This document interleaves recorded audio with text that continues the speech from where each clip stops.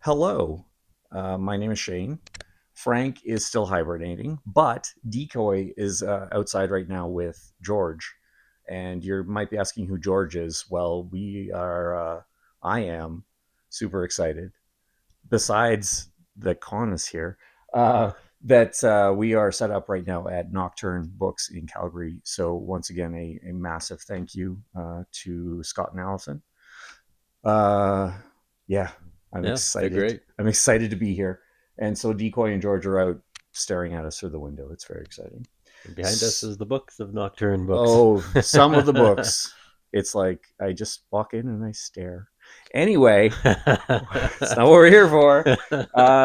This is the February 2026 edition of Frank's Haunted Book Society. And again, yes, I'm grateful that Konn is in town, and I was able to snag him for an interview because the featured read was Crystal Moth Conspiracy, which was amazing, and we will get into it. Uh, yeah, I think that's the intro. Yeah, thanks Hi, for Konn. having me. Yeah, Hi, it's Shane. amazing. It's amazing to have you here. It worked out. Yeah, it's a flyby for me in Calgary. Because after this I'm off to Canmore, going to the mountains. So Nice. yeah, Yeah. so yeah, thanks for having me. Oh no, I really appreciate it. So one thing I tend to forget is that maybe I should introduce our authors properly. So I have Conn's blurb here. And sorry, this is me. I should have asked this off camera. Your last name, the Oh, pronunciation. Lavery. It's Lavery. Yeah. Okay. Yeah. That's what I thought. Yeah. I just don't. Yeah. No, that's fair. And instead, I'm sharing it with the world. Now they know. Konn Lavery is a Canadian author whose award-winning fiction has reached the best-selling charts on Amazon and in his hometown, Edmonton. His work has been described as uncanny and immersive, frequently falling under the dark fantasy and horror genres. He started writing stories at a young age while being a homeschooled vegetarian enthralled with storytelling. Each of his stories are housed within the expanding universe known as the macrocosm, spanning across time and space, which we will also get into. Okay, so just a few warm-up questions. Okay. Your blurb sort of mentions this, but when did you start writing, and when did you start writing with the intent of being published? Yeah. So I started writing. Actually, I remember my first stories that mattered to me was backstories for a board game I was working on, and I was 8 years old, so it's not the best board game on the planet. But it's kind of funny because my folks weren't really into the idea of a lot of computer time, Yeah. and I loved playing a lot of those top-down strategy games at the time. Right. So I tried to emulate that on paper, and we only had like Monopoly, Story, and all those types of games. So I thought I was being very original, creating a grid and setting up the players like chess on opposite ends, and tried to recreate tabletop games. And for the special characters, and I modeled all these guys out of clay and painted them. Oh wow. It was a lot, and I made a rule manual for it where I made backstories for the factions and the special models. Right. And then that kind of sprung the whole idea of getting into writing.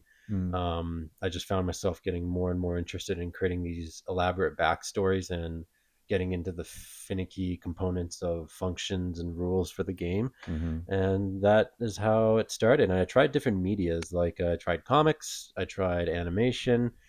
Oh, those were all fun. I tried video games. That was fun too. But again, I just kept going back to working on the stories, and then I thought, yeah, let's just go at it. But no, I thought I wanted to make it a full time career, like probably when I was yeah, in junior high. But yeah, still plugging away at it. It's a hard one. Yes. Oh yeah, it's not easy.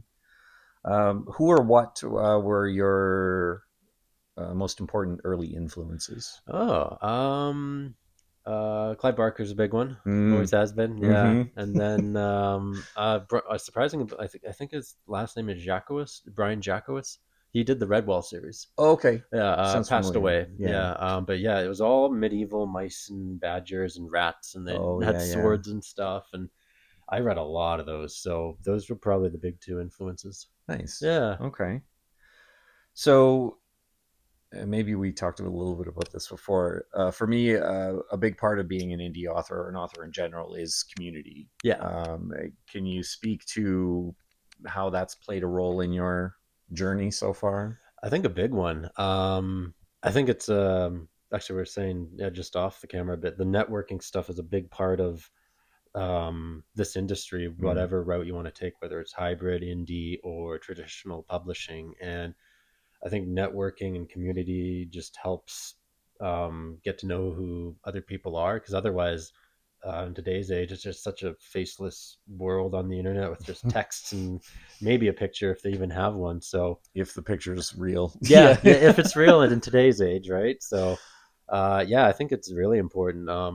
The two books that I ended up having published, I met the it was a movie producer, and we could get into all that, but they needed books for a show they were working on, and I met them at a horror-con, actually the Mm. horror-con in Calgary here. Oh, really? Yeah, I was promoting Yegman, which came out in 2018, and they just came up to me, we shook hands, and then we just started chit-chatting, and then that led to the Rutherford Manor series. And Mm. yeah, and that's not even in the writing conventions. And then obviously when words collide, I owe a lot to meeting people there, and that's where we met in person for the Yes. first time. So Yeah. yeah, I think um, everyone in this who wants to take writing seriously really should get into networking community. Mm-hmm. Yeah. No, that's amazing. Um, maybe you've already answered this. I was curious what draws you to the fantasy side of the dark fantasy situation. Mm. Yeah. I think I've always been kind of a big nerd for that stuff. Ever since I was a kid, again, the Brian Jacques stuff, where it's not your traditional fantasy of like dragons and stuff and Mm-hmm. knights. Yeah, because they had mice and whatnot, but then all the other weird ones, like well, the movie Pan's Labyrinth, that was a big one because that's kind of fantasy. Oh yeah, Master and the Margarita, that novel, like again, that's kind of fantasy. yeah. Again, World of Warcraft, I was a big nerd for that, so that's been a huge inspiration for creating this whole universe that I did. So yeah, fantasy has always found its way into my roots with my writing, and I do love telling like pure horror stories, but I think like a lot of horror too, there's symbology and iconography you can use in fantasy that is beyond, swords and sorcery or slashers. Mm-hmm. So that's the type of roots I like to get into. Yeah, Yeah. that's perfect. So I know the answer to this one might be a bit long, but other than writing, Ah. what creative endeavors do you get into? Well, Because I know there's a few. yeah, quite a bit. Well, I'm a graphic designer, web developer by trade, so that's my contract life, which helps with a lot of the visual work for the writing. Mm-hmm. I'm a just a hobbyist with music. Right. But I love music as well. That's another big thing in my life, going to concerts, and a lot of my friends are musicians, and I've made scores for my books where I've brought on musician friends, and it's becomes like a compilation album. And Right. yeah, so music's a big part of it. Drawing, I always draw every week, and I'd say those are the big ones. Like, yeah, I love cooking. There's an art to that, I think. There is. Yes. Yeah. So, yeah, everything. Art. Yeah, art as if I think is just the purpose to my life, anyways. Yeah. No. Well, and it's amazing that you've got so many outlets for it. Yeah. Right. It's That's healthy. awesome. It is. I Yeah. agree. Yeah, Yeah. for sure. What in the realm of the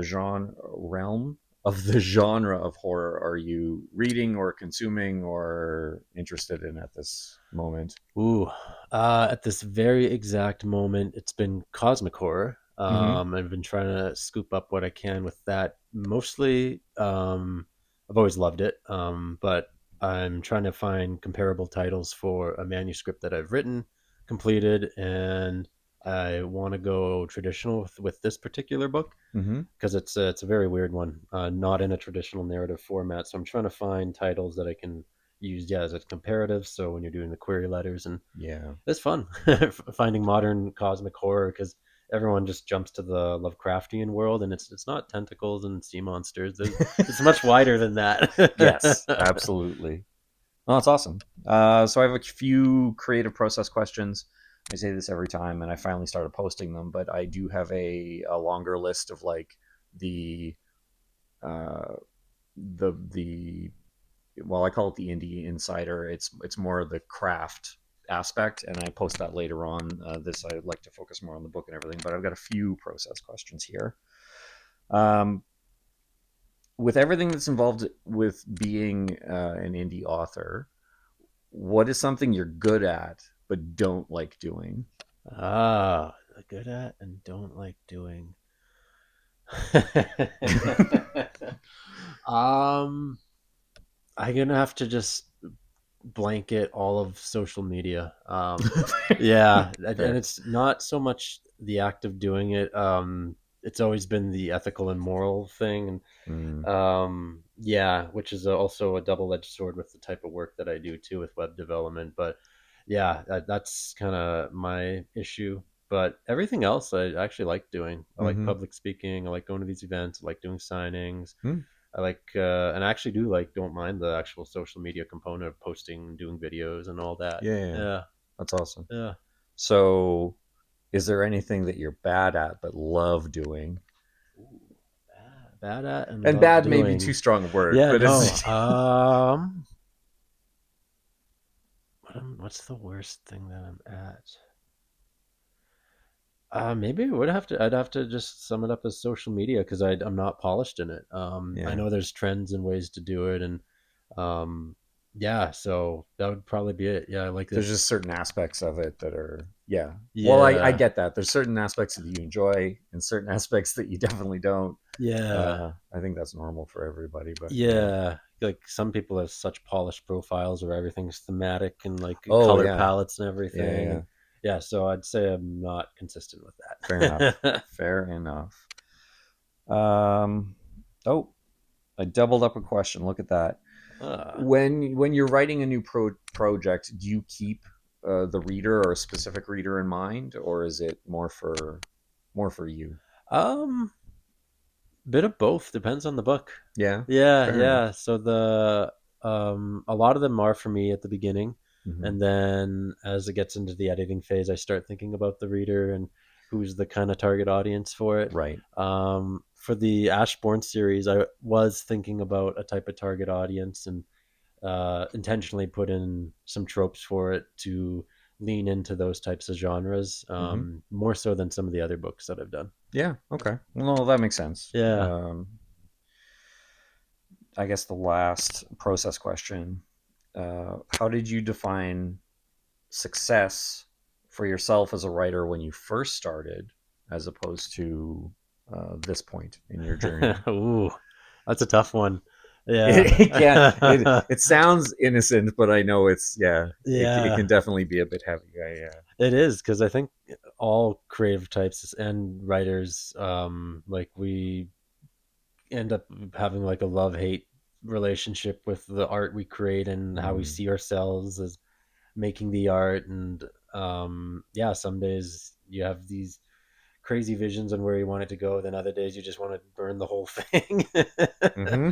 So yeah, well, going back to when I was like in junior high, my dad was always into a lot of like Tony Robbins type stuff. You know, you imagine it becomes real. So Mm-hmm. you write it down, becomes real. So I remember because I love drawing too, drawing a fake newsletter article of me on it, and Awesome. I drew Yeah. myself what I thought I would look like when I was 20, when I would become 27. I Right. think for some reason that was the age I decided, and it was just this fake headline and stuff. And I think my first featured news was in the Edmonton Examiner for the sequel to my first book, which was part of the Mental Damnation series. And yeah, I ended up in the newspaper, and I thought that was pretty cool. It's like, hey, I guess my Mm-hmm. dad was right. It works. It works. Yeah, and then so that I mean, the idea of success was always making kind of a full time career out of it, but also having some critical acclaim. And I think obviously those are two different sides of the spectrum, Yeah. where you can be making a lot of money and you're um, right to market is what you're doing, and then Right. you can write to like fulfill your own soul. You can write to yeah, have critical acclaim. So for the longest time, I think that's the direction I was going. I was trying to get like good reviews, get hit bestseller charts, and also win awards. So that was always kind of the focus. But now that I think that was some of the external validation I needed to just be like, okay, I guess I've got some chops Mm-hmm. to write, and it can obviously it's been cross referenced by some people. So now I think I'm at a point where like maybe I can kind of polish it off a little bit more. Still fulfilling my own personal enjoyment out of writing, but make it a little more marketable. Yeah. Yeah, so Well, that's I guess the next phase. no, that's a really good way of looking at it for sure. Yeah. Because that was one thing, I guess, maybe you don't see quite as much is that, especially Crystal Moth, like it was, there's a lot of awards plastered on the cover. Yep. Um, so yeah, I mean, it is, I don't know if justification is the right word. It's nice to know that what you're doing is being recognized. So I get that part of it. Yeah. Um, I've got a writing group I'm part of. I call him a kid because I'm an old man now. So he just published his first book, Oh, and for nice. him, selling like 20 copies, he's over the moon. Yeah, And don't get me wrong, that for feels some great. books, that's maybe that's pretty good, but it's amazing to me that someone can be just starting out and like that's the level and they're super happy, Yeah, because I think we all go up and down sometimes, and maybe put too much weight on it, I think so. and Yeah. then it ruins the fun, and then hopefully we can come around. Anyway, Yeah, yeah. You maybe go I'm through that speaking dark spiral. Oh no, too much for myself here, oh no, but I fully agree. I yeah, went through that with the sequel. That book really kind of took the wind out of me. yeah, I took a break for a year last year. Ended up writing some other stuff, that cosmic horror being one of them, and right, with self-publishing is a whole aspect of that's behind the scenes is you're upfronting all the money. yeah. It's expensive.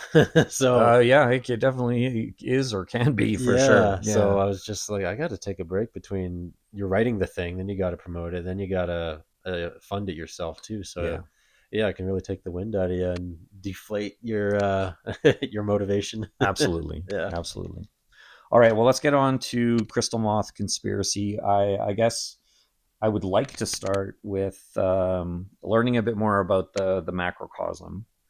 Um, can you speak a little bit about the macrocosm itself and maybe why it was important to you to set everything in this singular universe? May not be the best way to put it, but like, yeah, Yeah. you've obviously leaned into this. Yeah. So I was just curious, your motivation behind that. Yeah. I've always thought it was cool when there's cross shared universes and things share one superverse, and you're seeing it a lot more today than ever before. Mm-hmm. And I'm trying to remember some of the early ones that I saw. Well, obviously Star Wars is a great example where like the axe to all when Disney bought, but there was all those books and comics that really just stretched the universe, and Yeah. all these independent stories that had nothing any relation to do with the Jedi or Luke Skywalker, and it was just these great stories. And um, yeah, that was I thought that was super cool. And obviously, yeah, again, I keep referencing Warcraft. I just thought that stuff was so cool, and all the Mm-hmm. crossovers, and I just wanted to drop in Easter eggs. So I always knew I wanted to do it from the get go, is create this multi-time spanning superverse where everything could be housed into a timeline that anyone could find Easter eggs that they wanted to, but it wouldn't ruin the individual stories, and people could still pick up and read and enjoy for the first time. But then Right. there's all these neat extras that opens up a spiral of lore that someone can just go down. So it hadn't been named the macrocosm until I think it was 2021 when I put out my first shorts collection. Hmm. Um, and yeah, it was my partner Lindsay. She helped me figure out the name for it because I just couldn't figure out a name. Yeah, I had, yeah. I think the working title I had behind the scenes was Dark Universe, which is what Universal Pictures was using for their Mummy and stuff with Oh, Tom Cruise and all that. right. And I was like, that's kind of corny. So Lindsay helped me come up with it. And it turns out macrocosm is just a real word. Hmm. It's the opposite of microcosm. And it's like, yeah, this is perfect. So I whipped up a logo, together a timeline, and that shorts collection was the first official launch of the universe. But yeah, there's been Easter eggs since like 2016. Yeah, yeah. Yeah. Okay. So, how many of your books are officially in the macrocosm, and where does Crystal Moth land in that? Yeah, technically all of them, even though like the Rutherford Manor series is not part of it, Hmm. but there is a little Easter egg in the Crystal Moth where Cenarion has a photograph that he shares with Lola Cabello of a dude in a top hat from that time period of Right. Rutherford Manor. Oh, okay. Yeah, Even yeah. though it's like that, there's no names mentioned or anything. It just there's a photograph of him with a dude in a top hat to show Lola that Cenarion's quite old, Yeah. and the main character in Rutherford Manor wears a top hat. I'm just like, I'm just gonna throw that in. So just an Easter egg. Like there is no crossover. It's just for fun. Yeah. But yeah, all of the books that I've written outside of the Rutherford series are all part of the same universe. And Crystal Moth takes place. It happens after Yegman, so it's 2016. That's when that book takes place. Oh, okay. Yeah, Okay. yeah. Awesome. So I guess maybe I should share the a bit of the blurb, just to give you a hint. So, fugitive journalist Lola Cabello is hell bent on avenging her mother's death against a shadowy syndicate and unravels a conspiracy that stretches from modern street crimes to a war between forgotten mythical beings. The notorious crystal moths are responsible for murdering her loved ones. Each clue she unravels spirals her deeper into an escalating scheme of supernatural drug lords or distorting fact from fiction within the news. In the foreword of the book, oh, sorry, my question got jammed into Ah, the yeah. So first up, I was the thing that really made an impression first, because maybe I'm a writer and I'm weird. The POV that you write in, it seems very unique.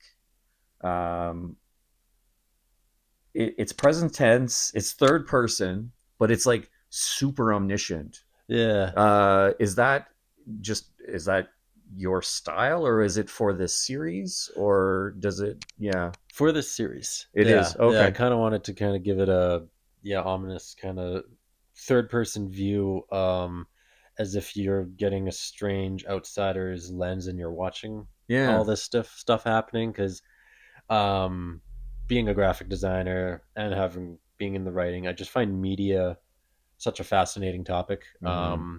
And I thought I'd play off of that whole component as more than ever today, we just happen to be just glued to screens, and there's these insane things happening all around the world, and we have more information than ever before.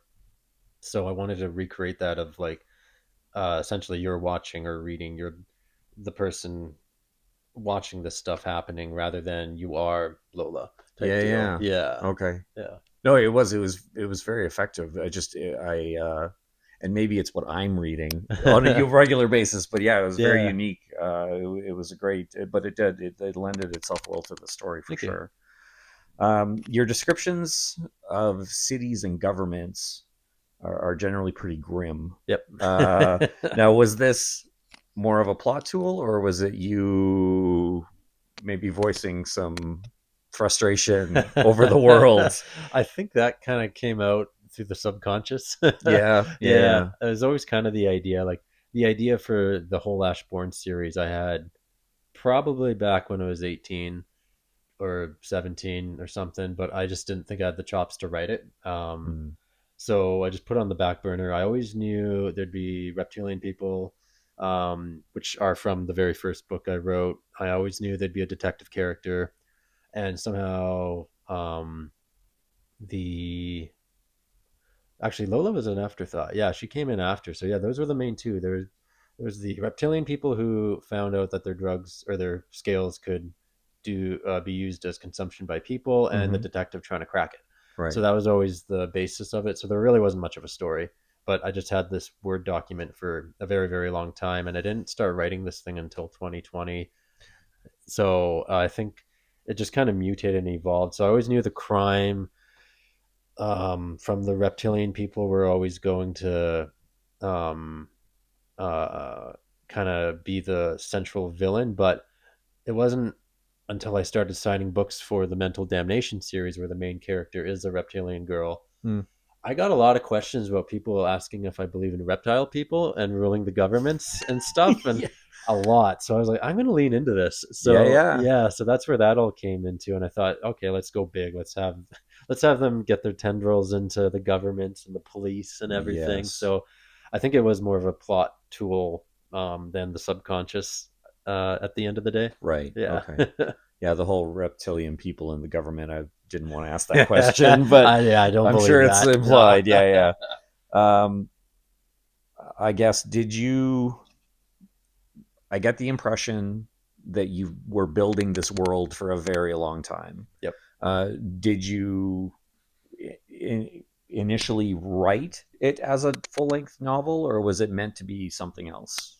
Um. Yeah, it was always intended to be a novel. Yeah. Yeah, I was trying to. I think this was my my first kind of real go at trying to put together and fit it into a genre. Urban fantasy is kind of what it falls into, but it's got Hmm. some crossovers. But Hmm. so yeah, I always knew I wanted to be a novel. Figured three novels, so I'm working on the third and final, and Hmm. there's a prequel. I guess kind of two prequels, but yeah. So I figured it'd be a series and wrap it up nice and tight, and that'll be the end of it. Okay. Yeah. Nice. You mentioned reptilian, the ash It's a funny drug. topic, eh? Reptilian people. Well, these I days know. it keeps things keep coming up. I know. Um, if it's not spoiling anything, where did the idea of ash coming from like a living being come from? Uh, and I thought about how to ask this. Does the answer to is it just the scales? Is that answered in Obsidian's command? Oh, yeah, yeah. No, that is answered in the sequel. So Okay, yeah, perfect. it goes on from there and the third book. But yeah, the idea of that, I think it came from again like when I was 18 or 19 and was just curious and thinking about how like you got toad licking, you can smoke plants, and mushrooms are kind of that in between because they've got cell structures like bugs, but they are not really a plant. So like got all this stuff that you can get a high off of. So like, what if it was a sentient being that you could get Mm, high off of, and that kind of started the whole thing. yeah, Yeah. awesome. Um, you mentioned Lola was more of a developed later. I didn't want to use the Yep. word afterthought, but Yeah, yeah. when I guess when in the process did she kind of come to you? I think when I figured like I had the chops to finally write this thing, because Yegman was a full-on crime thriller, so I had that detective component figured out a little bit, but I didn't want it to be a detective as the main character, as felt like it's been done enough. So I was like, Yeah. okay, it's fun, but I also didn't want to go down that route. So Lola, who happened to be a side character in Yegman, I thought she was a good relatable character for people to jump into this world. Kind of like, Luke Skywalker or Harry Potter or Frodo Baggins. It's like, oh, you're seeing it from their point of view and you're learning the world through them. So it's a good Hmm. kind of trope to play off of to introduce people to weird stuff. Yeah, it's Yeah. a good way to look at Yeah. it. So, Lola's journey in this book, uh, it's where being invisible is very important. Yep. and she's relying on technology to keep her out of the spotlight, but also going to rely on it, or the intention is to rely on it to expose the underworld and the old world. Um, Maybe a weird question, but how much of the technology that you used here maybe didn't exist when you first started the story, or putting that world together? Yeah, I definitely took a small stretch on some of it. I think a lot of it kind of was around. Mm-hmm. Thankfully, with the web dev stuff that I do, I kind of got a know into some of this, how all these internet things work with like ports and dark web and what it really is and QR codes and Right. you can write crazy scripts and bots were around running social media accounts around Mm, in 2020. They weren't great, but yeah, you could script Twitter bots to just retweet any hashtag you wanted. Like, yeah, so that stuff's been going on around for a little bit. Obviously, it's like insane now what you can do to run fake accounts. So yeah. it almost makes this look a little dated. It only came out in 2023.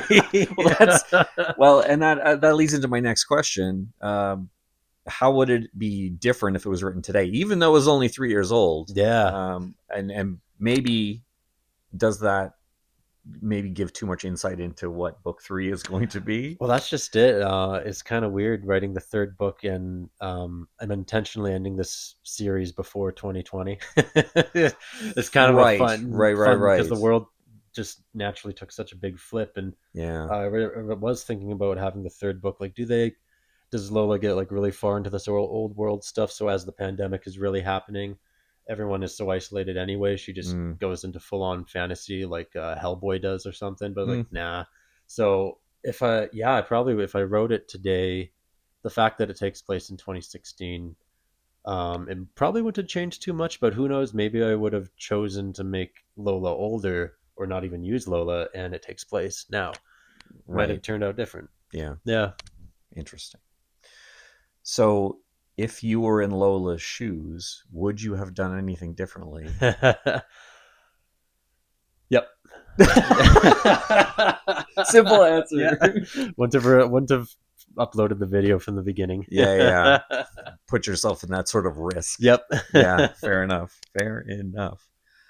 Um, so there are a lot of characters, which is Yeah. good. It's a very developed world you've created, and that's why I'm Nice. excited to dig into book two, because I know it's just going to keep going. Gets weird. Yeah, perfect. Yeah. Uh, so, which of the long list of characters is most like you? Ah. Probably a few of them. I think yeah, a bit I try to put a bit of myself in all of them. And then osmosis, you put a bit of everyone into all the characters, but Mm-hmm. a bit of Iglesias, bit of him, Yeah. bit of Cenarian, bit of Lola, bit of Scalebane. Mm, Yeah, I found like I just tend to smell pretty good, so I found that was a neat.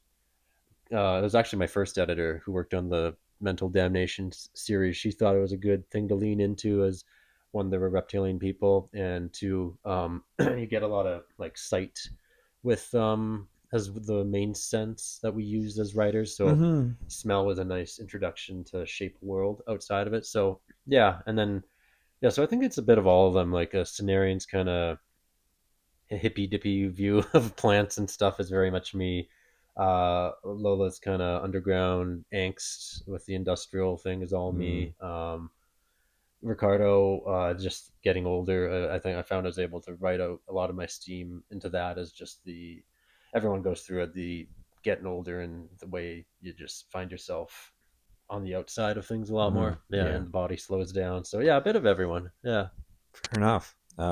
Is there someone in particular that's the least like you?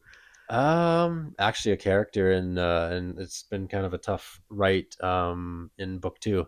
Yeah. They're a new character. They actually get a point of view in the third book, so I'm kind of struggling through writing them because they are definitely the least like me. Yeah. Yeah, I won't spoil who they are, but No, they're no, a hacker. no. Yeah, that's about it. But yeah, I can see.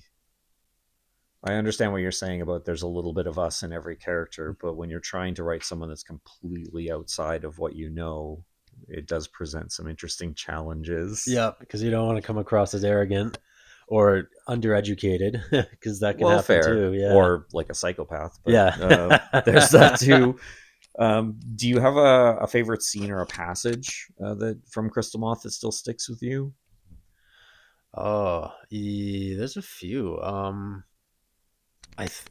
think some of my favorite though are the Hucker Dime news Mm, interludes. yeah, yeah. Yeah, I think those might be some of my favorite.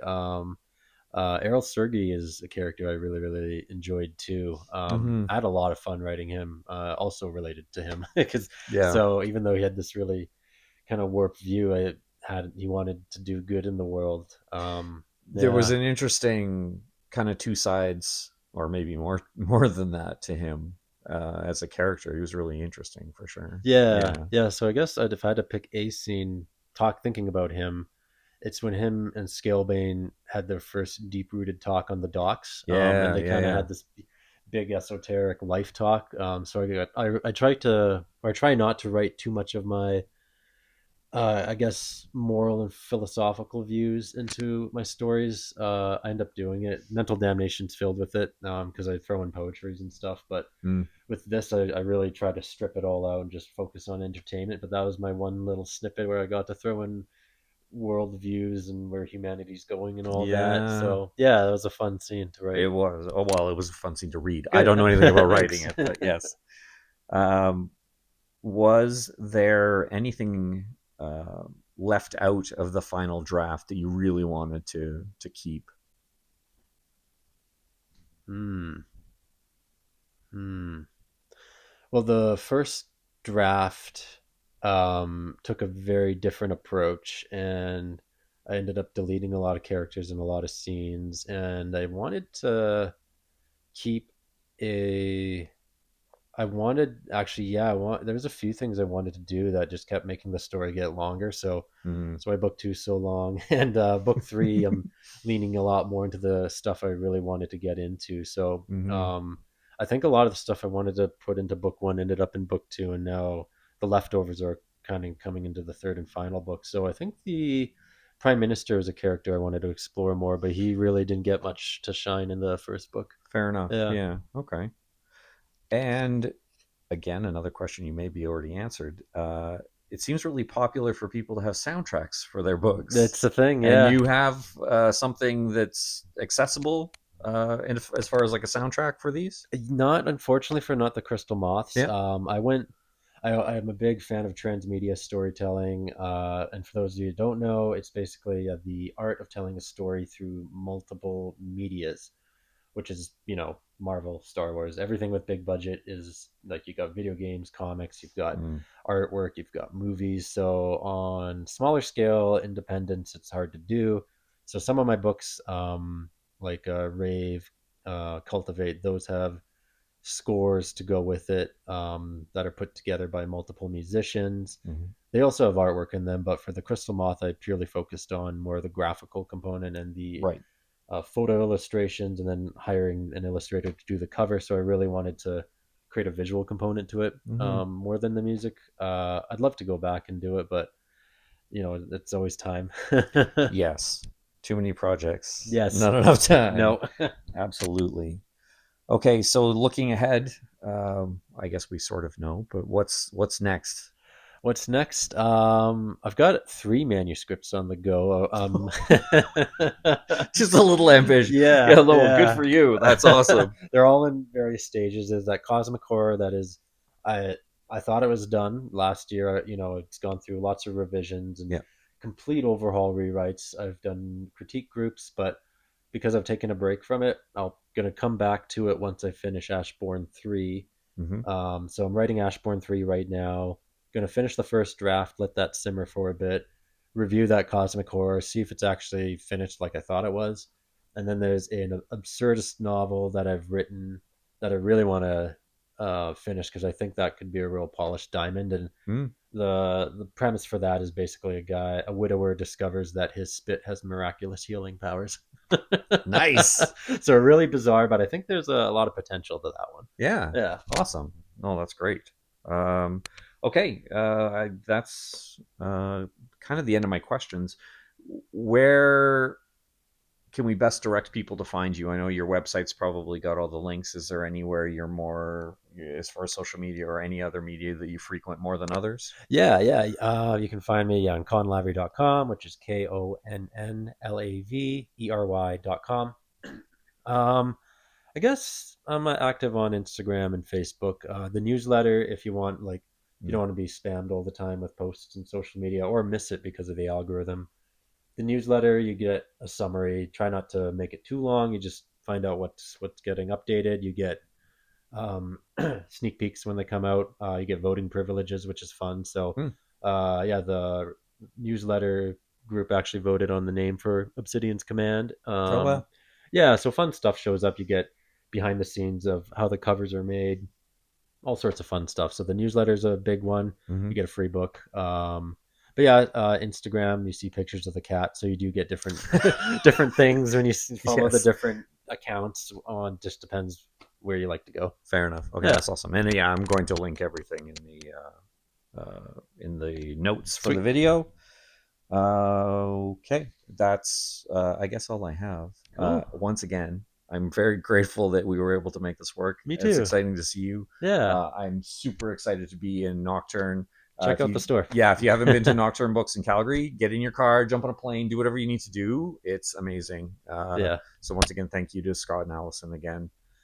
I'm super grateful. Let's see, Frank's Haunted Book Society, because I keep forgetting. There is the Substack, in which you, yeah, just to follow along, keep up to date. I'll be posting, obviously, these videos get posted to YouTube. The Indie Insider is just a kind of a newsletter type thing on the Substack. Follow Pencil on Paper on Instagram and Facebook. All the links will be there. I'm grateful for Konn. I'm grateful for everybody watching. This has been really great, yeah, it's been a lot of fun. and Thank you for having me. yeah, hopefully we can do it again one day. I Yeah, got to get reading. lots to read. Yes, now I'm excited. Yeah, Okay, awesome. Thank you. This has been the February 2026 Frank's Haunted Book Society. We will see you again soon. see you.